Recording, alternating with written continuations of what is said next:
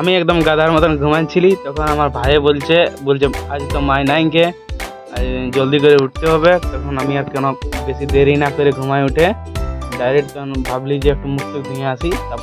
কতটা বাকি আছে?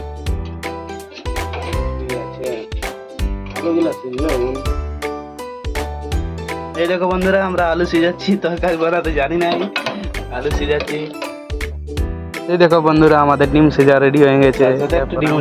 ডিমটাকে ভালো করে ভাজিয়ে নিব। আর বেশি ওস্তাদি করতে যায় এইখানে আমার ডিমগুলা ভাঙিয়ে যাবে। দেখতেই পাচ্ছ তোমরা, যেমন দেখছো ভাঙিয়ে গেল ডিমগুলা। আর কি বানাতে জানি না, সেই জন্য আর কি যেমন তেমন করে পারছি রান্না করছি। মা নেই বাড়িতে, সেই জন্য আর কি আমরা দু ভাই। আর দেখো আমার ভাই, আমি দেখতে পাচ্ছি না, আমাকে দেখতে পাবেন না, আমি খারা গেঞ্জিতে আছি।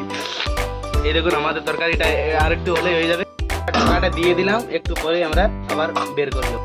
বন্ধুরা আমাদের রেডি হয়ে গেছে, লটকা লটকা হয়ে গেছে। জানি না কি এরকম ভাবে হলো, ফার্স্ট টাইম রান্না করলাম তো সেই জন্য আর কি। দেখুন আপনারা দেখে বলুন কেমন হয়েছে।